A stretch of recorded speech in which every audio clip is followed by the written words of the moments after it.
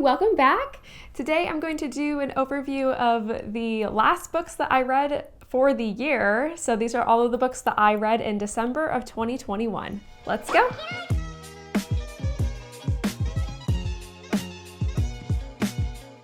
Here are the 7 books I finished in December. This was apparently a very romance-heavy month. A lot of these I've had on hold with the Libby app for a really long time. And then all of a sudden they were just all ready to be borrowed all at once. So this romance theme was pretty unintentional, but here we are. My overview of these books have spoilers, so beware if you haven't read them. Before we get into it, don't forget to subscribe if you want more book videos. The first book I finished this month was Harry Potter and the Half-Blood Prince. So pretty much the same as all of the other Harry Potter books that I read this year. I listened to it on audiobook, and it made going to the gym a lot more enjoyable. I'm not going to talk about it. I've already talked about reading these on audiobook and how much I like them in all of my past videos. So yeah, the second book I read this month was Twice Shy. This book is about main character Mabel, who is working at a dead-end hotel job. She's really unhappy, and then she learns that she's inherited her great aunt's manor after she passed away. So she leaves her job and then she goes to move into the manor just to find out that her aunt had become a severe hoarder. So this manor is unlivable, and she also finds that her aunt left half of this estate to the groundskeeper Wesley. So neither Mabel or Wesley want to give up their half of the estate. So they work on cleaning up the manor together, and while doing so, Mabel works on being more assertive.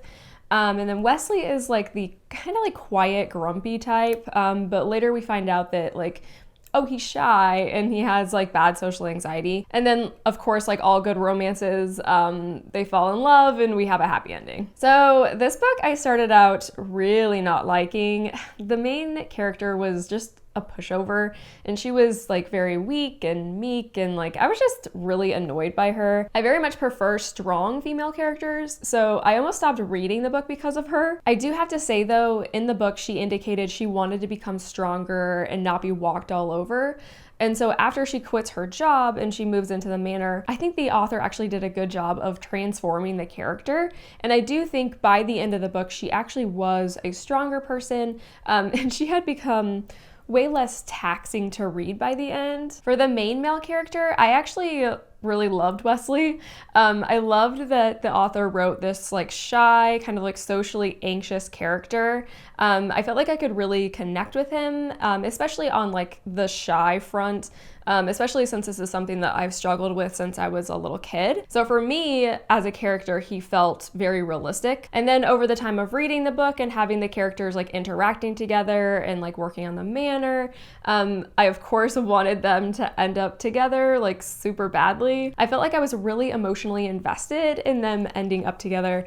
And I think this is because the author gave us a lot of like nice conversations, and their personalities just meshed really well. And then also with this one, I felt like there wasn't like this big dramatic like breakup type moments like 70% of the way through, which is pretty typical for romance books. They had a few like awkward moments, which I felt like they discussed like as adults eventually, and then they kind of moved on. So I did appreciate that. The next book I read was Much Ado About You. So this was a pretty fun read. We have main character Evie, who needs a reset basically, and she goes to this small town in England to run this bookshop there for a month. And then while she's there, she ends up staying longer, and she gets really immersed like with the town and the people.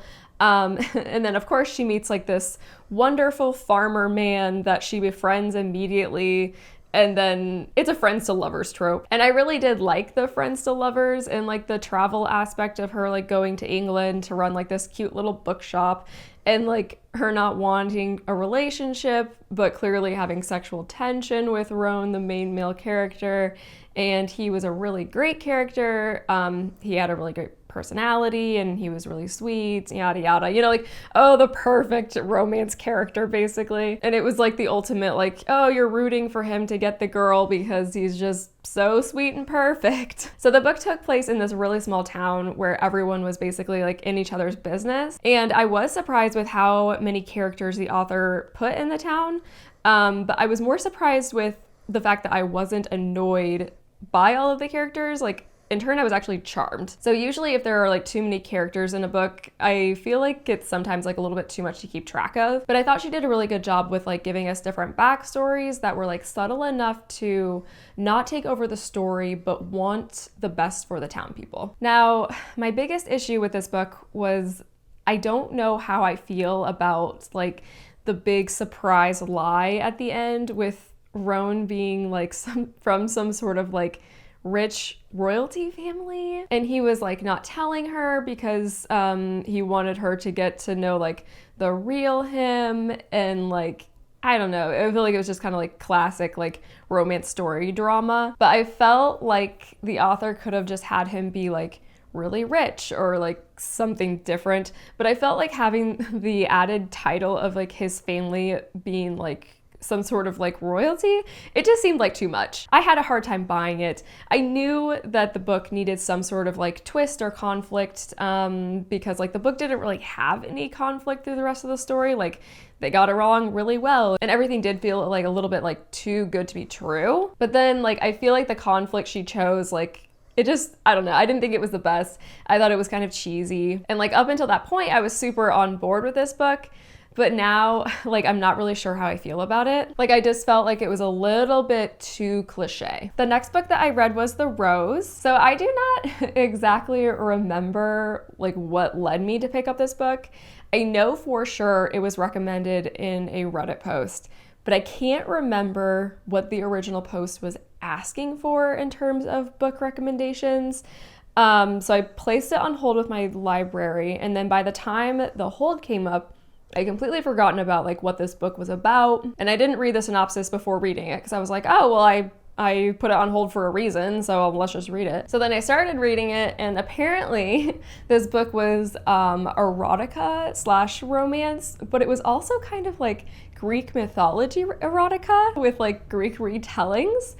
So I was reading this and I was like, okay. So basically the premise of the book is the main character, Leah, is really into Greek mythology, and for a college graduation present, she got this old Greek goblet that was super rare and basically was thought to be owned by the gods. And at her grad party was this Greek guy, August, who really believes in the whole Greek mythology and gods, and he tells her that the goblet that she has is actually real, and it holds all of this power, and the power being that if you drink from it with somebody else, you will get to live out your sexual fantasies. And so this book is divided into sections of them drinking from the goblet and living out these sexual fantasies as these different Greek mythology characters. And I can't even like say this with a straight face. So I didn't know what this book was about, and I'm starting to read it, and I'm reading it at the gym and on my Kindle, and I'm just like on the elliptical, and then like suddenly just like it just keeps coming up like sex scene after sex scene after sex scene, and I'm like, oh my gosh, I'm so glad that these people around me don't know that I'm reading like some like major smut at the gym right now. But then also at the same time, the author did this really great job of telling like the main story, but then she also did like the Greek mythology retellings. So I was surprised because I felt like this book was actually really well written for being like mainly erotica. So I was actually really impressed. And like I've been obsessed with Greek mythology lately, and I felt like her retellings in the parts of the book where she did the Greek mythology, I felt like they were really accurate and interesting, and the way she wrote was really nice. So honestly, I don't have anything bad to say about this book. Like if you want, she probably did like 6 or so retellings of Greek mythology couples. So if you kind of want, you know, some smut with some Greek mythology, like there you go. So in keeping up with this romance book theme this month, the next book that I read was Beach Read. So it's a little weird reading all of these like romance books in a row. Because you very much, at least for me, start comparing like the setup for the stories and like, you know, the similar like romance book formula. So, you know, like at certain parts in the story, like it's almost time for the first kiss, or like, ooh, the conflict. But even with that being the case and romance books kind of being very predictable, I was still interested in Beach Read, so I felt like that was a good sign. So this book centers on main character January, and she's a romance novel writer. Her father passes away, and she finds out that he had this secret house and secret girlfriend in Michigan on this lake. And she never knew about it, but she finds out that her mom knew, and there's just like all this family drama. Well, he leaves her this house, and then she moves in and she tries to write because she's been having like troubles with writing her like happy ever afters since he passed away. And there were parts where I feel like the main character kind of did like drone on a bit about how sad she was about like her perfect life not being like what she thought it was. Like story-wise, I knew we needed it and I knew we needed to hear it, but I felt like she was kind of super repetitive and she was saying the same things about it over and over. And with it being a romance book, you know, the family drama is not really the part that I was here for. But to help her deal with her sadness is the main male character, Gus, who happens to be the neighbor to the house that she moved in. And he's one of her old college classmates, and he's also now a writer. And so the whole book, they spend time together and they're like getting to know one another. And the whole time you're like super rooting for them. And they were like kind of like enemies in college. So it's kind of like an enemies to love, or not really even lovers, it's like enemies to friends and then like friends to lovers. And it was a really sweet read. Like when it came to their relationship, I really enjoyed like their interactions and their dialogue and their banter. I felt like it was very like easy, and I felt like they were getting to know each other like in a normal way, and they spent time together like every week, and like as the writer we were part of their conversations, and it was just really nice watching them like open up to one another. Okay, so with the next book I took a little break from the romance books. I started, you know, kind of like with the whole romance like formulas, I started being like, you know, it's repetitive. So I took a little break and I read House of Earth and Blood. So I had high hopes for this since I love the A Court of Thorns and Roses series. And this is book one in Sarah J. Maas's new series. And it's supposed to be more like adult, basically, like fantasy novel, but not young adult. So the main character is Reisz, and she is half human and half fae. And she is working on trying to figure out who murdered her best friend. And in this book world, there are fae and angels and like shifters, like werewolves and like sorceresses and like things like that. It's very fantasy, very magical. So honestly, this book was very slow to start. It's a pretty lengthy book, and she really took her time dragging everything out. I felt like in the first chapter, she was almost going too fast with like shoving all of this world building down my throat and like telling me about the different like cities and like what this means and everything. And I was just like I wasn't 100% paying attention to everything she was telling. I was just kind of like, okay. And then like suddenly all of a sudden, like it was going super fast, and then it just like majorly slowed down. And it took forever to get to like the exciting parts of the book where like everything was unraveling and we were learning like who the killer was and like all of these secrets that she had alluded to the entire book. Like I feel like probably the first 60% of this book was really slow. And then like the last 40% I was like, okay, like finally like we're getting into it. And the first few chapters, it's like super obvious that there's gonna kind of be like a bad turn. So like I try not to read descriptions of books because I feel like they give away too much.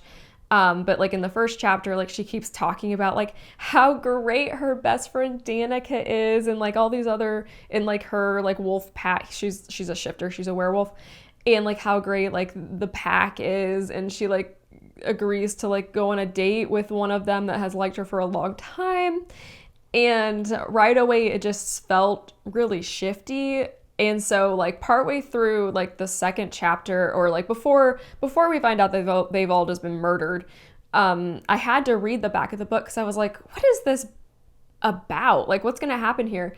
And the back of the book gives away the entire thing, where it's like, she has to find out who murdered her friends. And it's like, oh, okay, well, that makes sense, because in the first few chapters before they all died, it was kind of very obvious that something bad was going to happen to them, because she was just talking about like, oh, they're so great and we have such a great bond.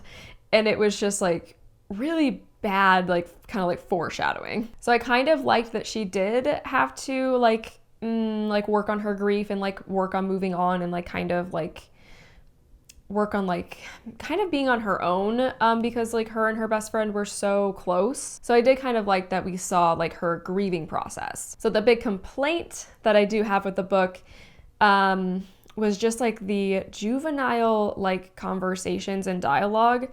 I was hoping that the dialogue would be more mature and like less like A Court of Thorns and Roses, since it was like labeled like an adult fantasy book. The author does have a very specific quirk to her writing that is apparently consistent amongst all of her books.